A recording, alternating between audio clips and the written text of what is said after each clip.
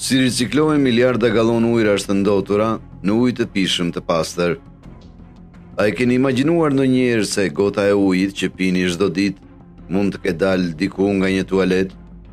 Ideja tingëllon tronditëse në fillim, megjithatë ajo përfaqëson një nga arritjet më të përparuara të teknologjisë moderne të trajtimit të ujit. Në mjediset e specializuara, ujërat e zeza nga tualetet, lavamanët dhe dushet nuk hidhen. Në vend të kësaj, ato hyn në një sistem rigjenerimi plotësisht të mbyllur. Mbetet e trasha hiqen, lënda organike zbërthehet biologjikisht dhe uji i mbetur kalon nëpër membrana ultratolla filtrimi, sisteme osmoze të kundërt dhe shtresa të shumëfishta dezinfektimi. Rezultati është ujë i pishëm kristalor dhe i sigurt, i lindur nga një burim që dikur konsiderohej i papërdorshëm. Ky është një udhëtim i jashtëzakonshëm i rilindjes së ujit, ku inxhinieria e përparuar e transformon të paimagjinueshme në realitet, duke hapur rrugën drejt një të ardhme të qëndrueshme për një nga burimet mjetësore të njerëzimit. Përmbledhje. Uji i pastër nuk është vetëm një domosdoshmëri jetësore për jetën, ai është bërë gjithashtu një nga industritë më të vlefshme në botën moderne. Sipas vlerësimeve globale, tregu i trajtimit dhe riciklimit të ujit po i afrohet me shpejtësi 10 miliarda dollarëve amerikanë çdo vit, duke bërë atë një nga sektorët më të investuar në infrastrukturë të shekullit të 21. Ajo që dikur ishte çështje e ruajtjes së burimeve, është zhvilluar në një shtyllë të vërtet ekonomike, një shtyllë e lidhur thellësisht me sigurinë energjetike dhe zhvillimin urban. Ajo që e bën këtë proces edhe më të jashtëzakonshëm është shkalla e jashtëzakonshme e prodhimit e arritur nga objektet moderne. Në vende si Shtetet e Bashkuara, Izraeli dhe Singapori, sistemet e përparuara të riciklimit gjenerojnë qindra miliona galon ujë të pastruar çdo ditë, të mjaftueshme për të mbështetur jetën e përditshme dhe nevojat industriale të miliona njerëzve.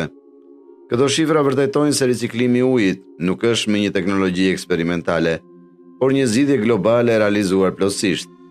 Duke bashkuar potencialin ekonomik me aftësinë industriale, riciklimi i ujit po e demonstron veten si një rrugë e qëndrueshme përpara, një rrugë që jo vetëm adreson mungesën në rritje të burimeve ujore, por gjithashtu ndërton një industri të qëndrueshme me përfitime që do të formësojnë në të ardhmen e qytetërimit njerëzor.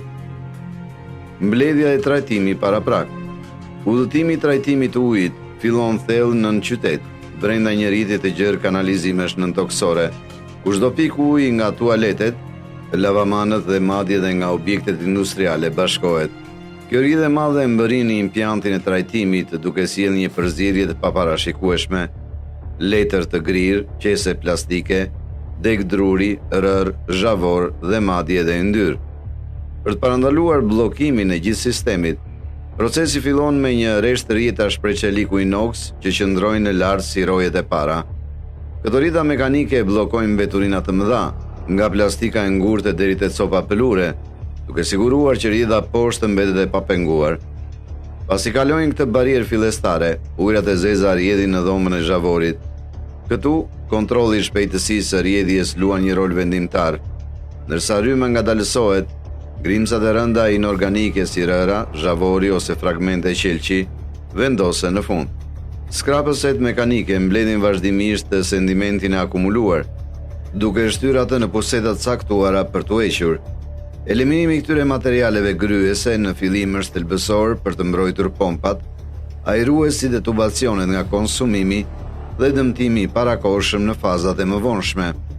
Ndërkohë, uji mbetur vazhdon udhëtimin e tij, duke mbajtur në sipërfaqen e tij një shtresë të shndritshme vajrash, yndyre dhe shkume lundruese. Skrapëset sipërfaqësore lëvizin metodikisht në përpellk, duke fshirë çdo film të hollë për të pastruar rrjedhën.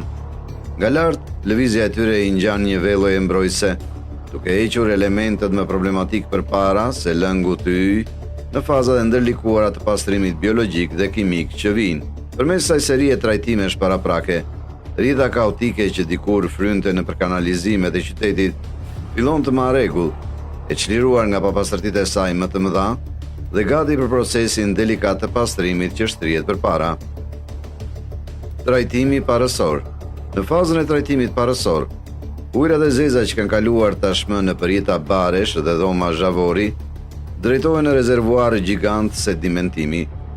Këto struktura, shpesh rrethore ose drejtkëndshme, mund të mbajnë mira metra kub bujë dhe të funksionojnë si pellgjet e përkohshme, kur jedha ngadalësohet në mënyrë dramatike.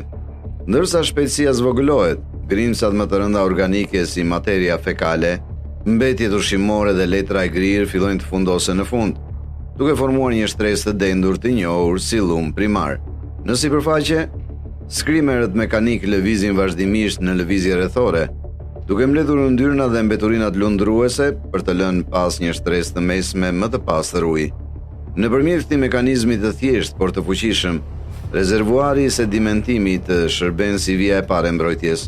Pa këtë hap, ngarkesa masive e lëndëve të ngurta dhe mbeturinave lundruese do të mingarkonte lehtësisht sistemet e rrjedhës së poshtme, do të zvogëlonte efikasitetin e trajtimit biologjik dhe madje do të bllokonte membranat e imta të filtrimit.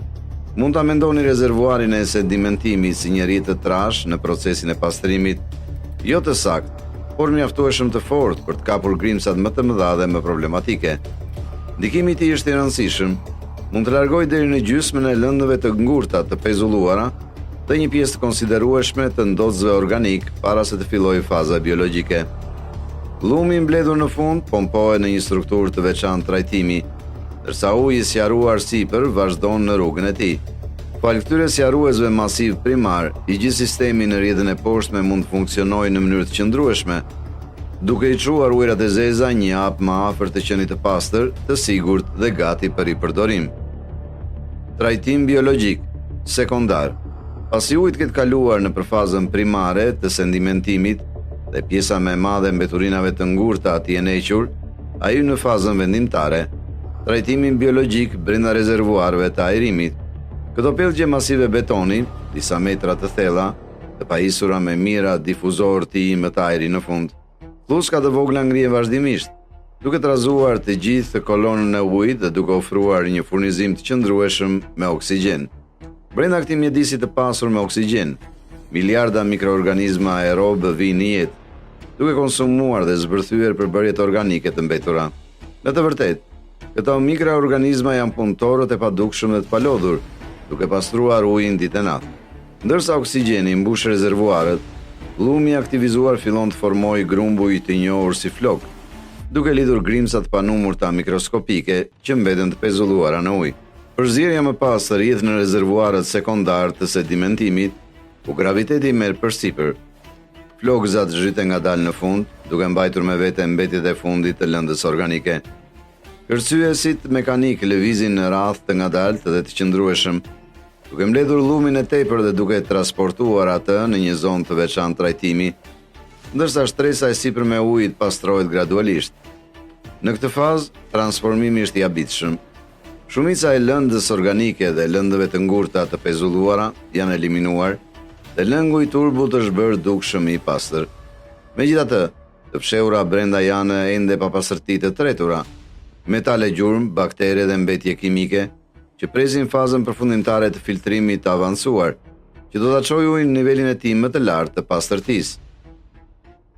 Trajtimi terciar. Uji që del nga rezervuarët sekondar të sedimentimit duket shumë i pastër, megjithatë brenda tij mbeten grimca dhe mikroorganizma të panumurta mikroskopike, shumë të vogla për të zbuluar nga syri i njeriut. Për të hequr ato, rrjedha drejtohet në dhoma masive filtrimi, ku shtresat e membranave të errta janë të rregulluara në sekuencë. Ky është sistemi mikrofiltrimit, që funksionon si një portë ultra e imët që bllokon bakteret, parazitët dhe lëndët e ngurta më të vogla të pezulluara. Çdo pikë uji që kalon nëpër këto membrana i nënshtrohet një shqyrtimi përfundimtar përpara se të përballet me provën e saj përfundimtare. Menjëherë pas kësaj, rrjedha e pastruar pompohet nën presion të jashtëzakonshëm në rreshta tubash cilindrik të bardhë, modulet e osmozës të kundërt, zemra e të gjithë sistemit. Brenda çdo tubi, shtresat të shumëfishta membranash gjysmë të përshkueshme janë të mbështjella fort, por edhe tyre qindra herë më të vogla se gjerësia e një floku njerëzor. Këtu, çdo molekulë më e madhe se H2O ndalet në vend. Mineralet, metalet e rënda, produktet farmaceutike dhe kimikatet në gjurmë ndahen të gjitha. Vetëm molekulat më të pastra të ujit kalojnë, duke u bashkuar në një rrjedhë kristalore. Presioni brenda sistemit mund të arrijë 10 bara bare. shumë herë më i madh se presioni atmosferik, duke nxitur një proces që është njëkohësisht i fuqishëm dhe jashtëzakonisht i saktë. Në kohën kur uji del nga këto cilindra të bardhë, ai ka arritur një nivel të jashtëzakonshëm pastërtie, duke shkëlqyer si kristal i lëngshëm. Kjo është pika vendimtare e transformimit, ku teknologjia e përparuar i kthehen ujërat e zeza në ujë mjaftueshëm të pastër për të pirë. Trajtimi i llumit dhe rikuperimi i energjisë. Ndërsa uji i pastruar kalon në fazat e tij të fundit të lustrimit, llumi mbetur nga rezervuarët e sedimentimit fillon një udhëtim të veçantë. Kjo përzierje e dendur pompohet në tretës masiv anaerob, rezervuar të mbyllur ku mikroorganizmat lulëzojnë në një mjedis pa oksigjen. Brenda, ato zbërthejnë në lëndën organike dhe lëshojnë gaz metan, një burim energjie e rinovueshëm që mund të shfrytëzohet për të gjeneruar energji elektrike dhe nxehtësi për vetë bimën që e prodhoi atë. Sapo të përfundoj tretja, llumi mbetur i nënshtrohet heqjes dhe tharjes së patogjenëve, duke u transformuar në biosolid, të pasur me lëndë ushqyese. Larg nga edhja, këto biosolid ripërdoren si ple ose përmirësues të tokës, duke pasuruar tokën bujqësore dhe duke mbyllur ciklin e qëndrueshmërisë, ku mbeturinat rilindin si energji dhe ushqim për tokën. Pastrimi përfundimtar dhe kontrolli i cilësisë. Uji kristalor që del nga sistemi osmozës së kundërt mund të duket perfekt, por prapë së prapi kërkon disa hapa përfundimtar përpara se të bëhet i sigurt dhe gati për të pirë. E para është ribalancimi i mineraleve. Meqense osmoza e kundërt largon pothuajse të gjitha mineralet, uji mund të ketë shije të zbektë dhe mungesë lëndësh ushqyese. Duke shtuar doza të vogla kalciumi, magnezi dhe bikarbonati, pH-i dhe shija e tij rikthehen, duke rikthyer shijen e freskët dhe natyrale e ujit të burimit. Më pas vjen dezinfektimi përfundimtar. Edhe pse shumica e mikrobeve janë zhdukur tashmë, drita ultraviols ose një sasi e vogël klori aplikohet për të eliminuar çdo patogjen të mbetur. Sensorët inteligjent monitorojnë vazhdimisht turbullirën, pH-in dhe nivelet e dezinfektantëve të mbetur për të siguruar pajtueshmëri të plotë me rregullat e sigurisë. Pasi pastrohet dhe balancohet, uji rrjedh në rezervuar të mbyllur të magazinimit, shpesh të vendosur nën tokë, për të ruajtur temperaturën dhe pastërtinë. Së fundmi, kontrolli i cilësisë përfundon ciklin. Laboratorët në vend testojnë mostrat për qartësi, minerale dhe siguri, ndërsa sensorët në të gjithë rrjetin dërgojnë të dhëna në kohë reale në qendrat e kontrollit. Çdo rezultat kontrollohet sipas standardeve globale për të garantuar pastërtinë. Fal këtij precizioni dhe mbikëqyrjeje, uji i ricikluar sot jo vetëm që përmbush pritjet, por shpesh të i kalon cilësinë e ujit konvencional të rubinetit, duke vërtetuar se teknologjia mund t'i rikthejë vërtet mbeturinat në jetë. Marrja dhe para trajtimi i ujit të detit. Udhëtimi i transformimit të ujrave të ndotura në ujë të pishëm ka vërtetuar tashmë fuqinë e teknologjisë në rigjenerimin e një prej burimeve më të çmuar të tokës. Megjithatë, mungesa globale e ujit të ëmbël nuk zgjidhet vetëm me riciklim. Ekziston një rrugë tjetër, shfrytëzimi i potencialit të madh të oqeaneve. Uji i detit mund të duket i pafund, por për ta zhndruar atë në diçka që mund ta pijmë në mënyrë të sigurt, duhet i nënshtrohet një procesi po aq rigoroz. Nga deti i hapur, tubat gjigante marrjes thithin miliona gallon ujë dhe e kanalizojnë atë drejt bregut. Atje fillon faza e parë, para filtrimi dhe para trajtimi. Vija e parë thelbësore që mbron sistemin nga dëmtimet dhe ndotja. Sitat prej qeliku inox kapin algat e detit, veturinat plastike dhe guaskat, ndërsa rezervuarët e sedimentimit dhe kruajësit mekanik largojnë rërën, llumin dhe mbetit e vajit. Duke hequr këto papastërti të trasha që nga fillimi, uji i detit bëhet mjaftueshëm i pastër për të kaluar në fazën tjetër, shumë më të sofistikuar, procesin e shkripëzimit, ku kripa ndahet nga uji molekul pas molekule. Kjo shënon fillimin e një odiseje teknologjike, një odisej që e zhndron hapësirën e pakufishme të oqeanit në një burim të qëndrueshëm jete. Desalinimi dhe filtrimi i ollë. Faza e paratrajtimit mund të ketë kapur tashmë mbeturina dhe sedimente të mëdha. Megjithatë, uji i detit ende mbart ngrimca të panumërta të imta dhe organizma mikroskopik. Për të parandaluar që këto të bllokojnë zemrën e teknologjisë që vijon, futet një fazë e filtrimit të ollë. Brenda rezervuarëve masiv të filtrimit, Membranat e zeza me fibra të zbrasta veprojnë si bariera ultra të holla, duke bllokuar algat, bakteret dhe madje edhe grimcat më të vogla të mbetura.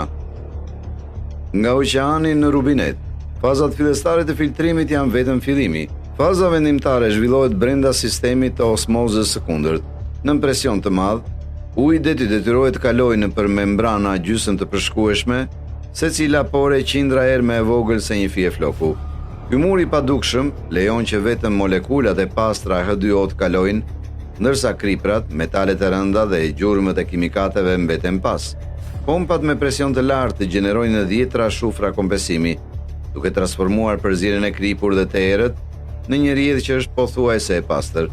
Megjithatë, ndërsa largohet nga modulet RO, uji është aq i pastër sa bëhet pothuajse bosh, dhe pikërisht ky boshllëk duhet korrigjohet. Sistemet e dozimit të saktë shtojnë sasi të vogla kalciumi dhe magnezi për të ribalancuar pH-in dhe për të rikthyer një shije të pastër dhe natyrale. Më pas vjen dezinfektimi. Drita ultraviollës dhe ozoni eliminon çdo mikroorganizëm të mbetur, ndërsa një gjurmë klori siguron siguri afatgjatë. Në të gjitha tubacionet, çdo parametër monitorohet në kohë reale dhe mostrat laboratorike analizohen vazhdimisht. Vetëm kur përmbushen të gjitha standardet, uji pompohet nga rezervuarët e magazinimit në rrjetin e shpërndarjes, duke rritur përmes kilometrave të tubave nëntoksor në shtëpi, spitale dhe fabrika.